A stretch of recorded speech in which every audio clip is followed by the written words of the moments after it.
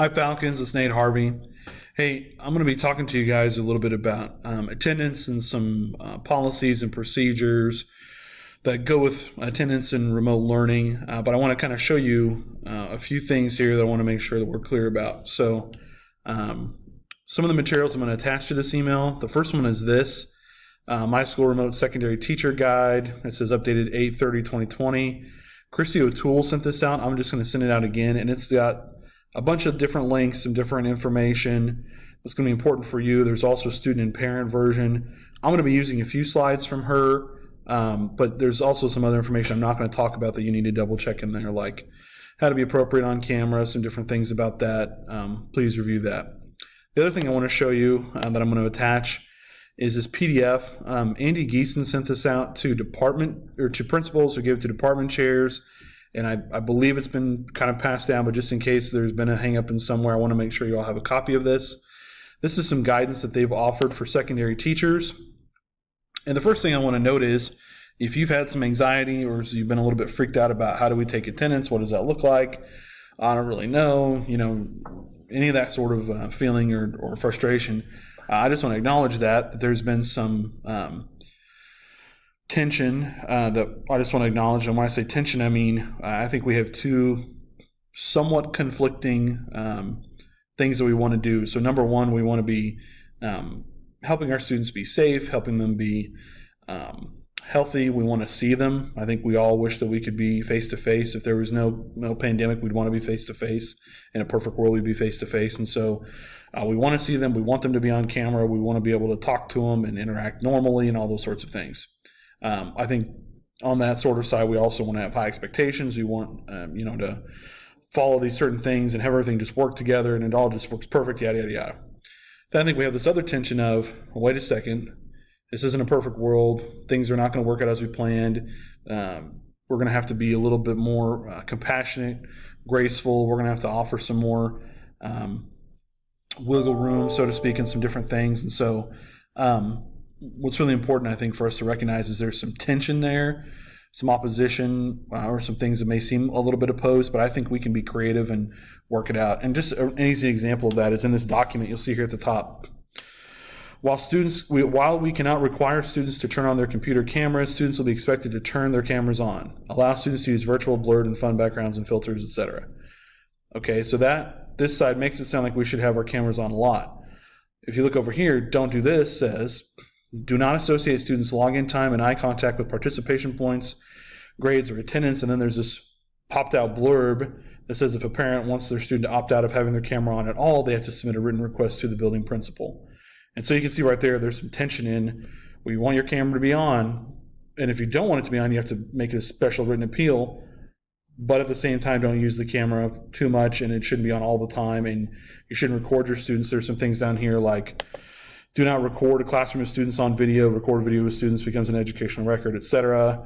You can record a session one-on-one. There's a bunch of little things in here that I want you to be aware of. Please read this document carefully on your own. But the big thing I just want to say is relax. If that tension is freaking you out and you're becoming really concerned, I just want to allay your fears and say that Flip has expressed to me and to everybody here, anytime you talk to him about anything, he just said, listen, do what's right, do good work, and you're going to be fine, okay?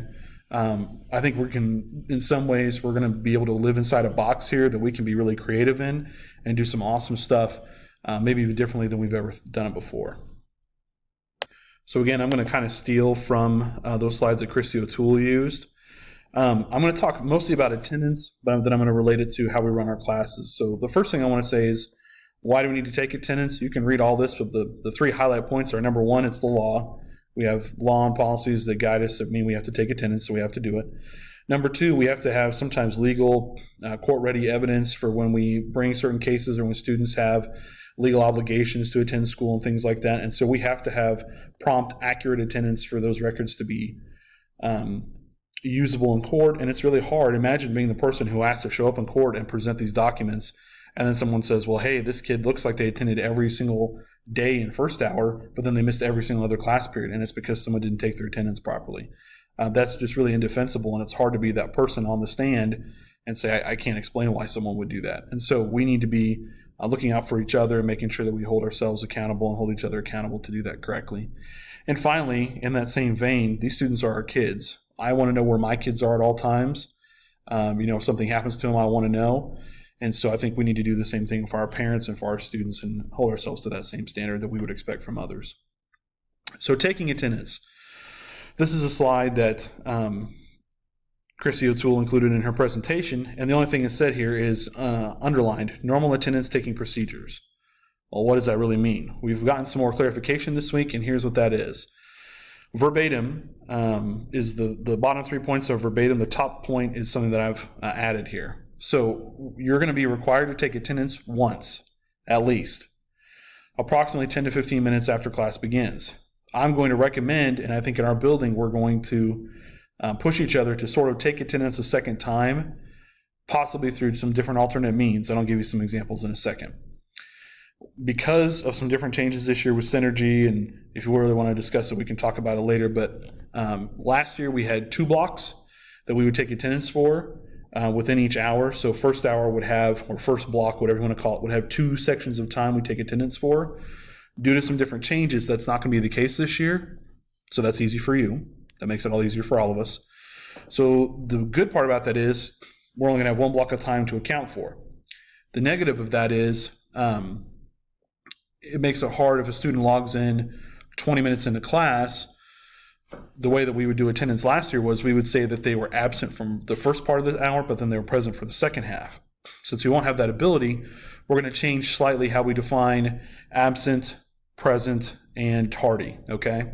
And if you look at my bottom 3 points there, you'll see that. Present means being to class on time or within the first 10 minutes of class.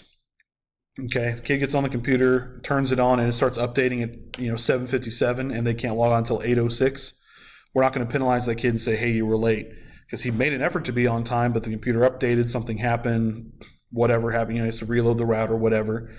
And so we're not going to penalize anybody for getting on within 10 minutes after the bell rings, okay? And I do want to note, this is for remote learning only. We'll probably see some changes or a slightly modified version of this when we come back to school in 9 weeks, hopefully, okay?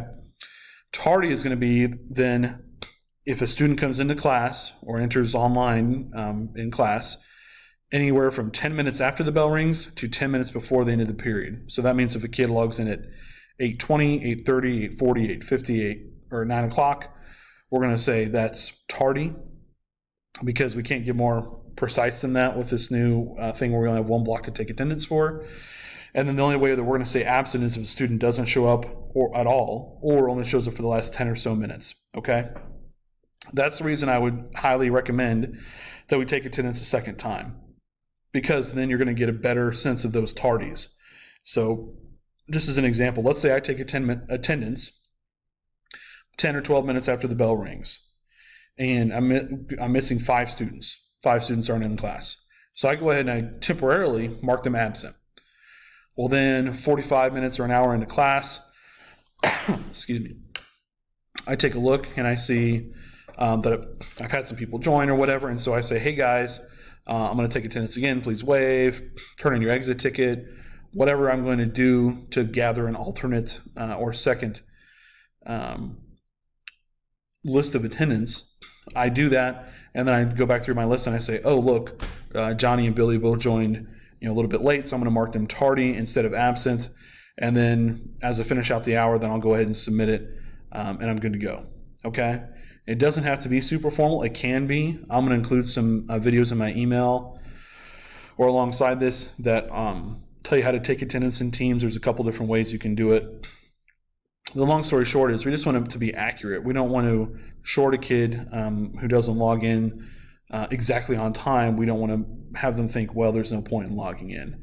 And so when I've talked to some folks about this, several people have said, hey, we just need to tell kids, we don't want to tell them the exact nature of this policy, but we ought to tell them, hey, better late than never. Please log in. Even if you're going to be late, just go ahead and log in anyway.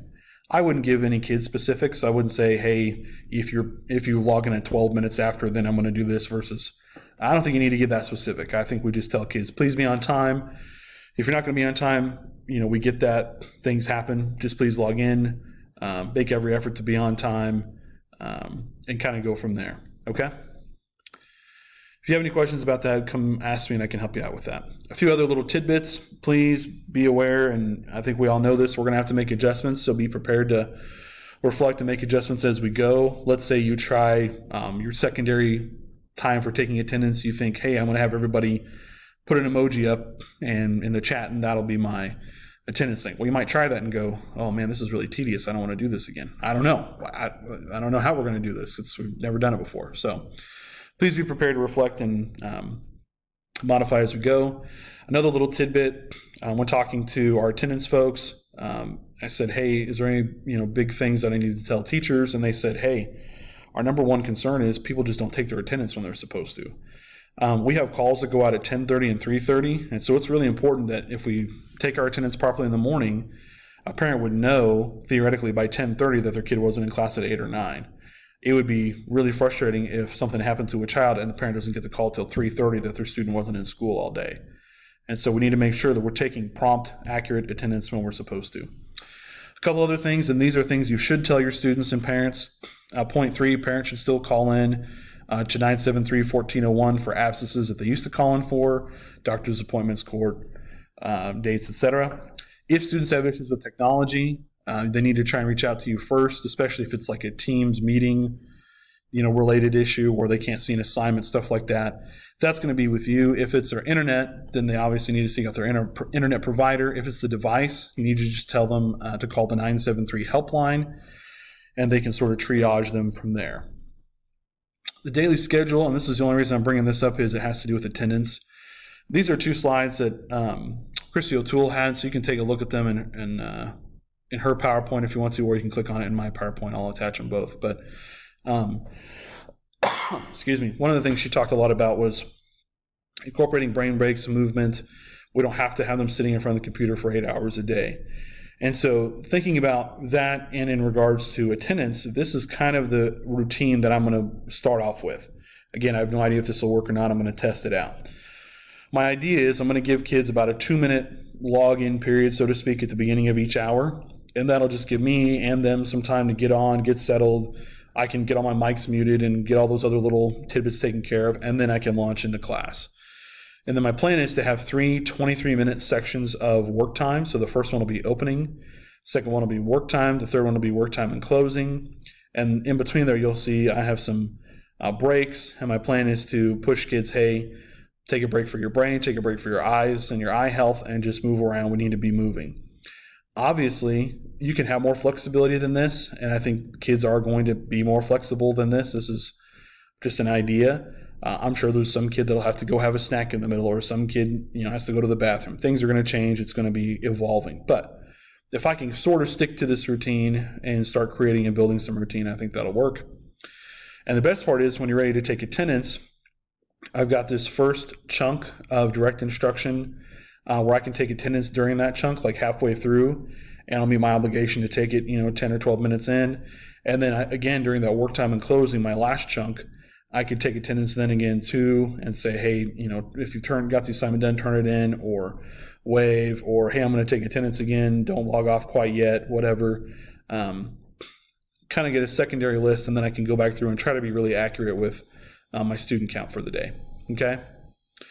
Please remind your students to take a lunch break and what time they need to be back from class. Help encourage them, please, to eat a healthy lunch, and do the same thing for yourself. Eat a healthy lunch, go walk, go talk to somebody, do some different things like that. I just want to throw this slide in here, but you can look at it on Christy's PowerPoint. It's just about being appropriate and being aware that people might be recording us and those types of things. I also made sure to include, and she has a slide like this too, about the helpline with times and stuff like that. And the last thing I just want to say is you're awesome. Every single person in this building has been working tirelessly this week and the last several weeks to get ready.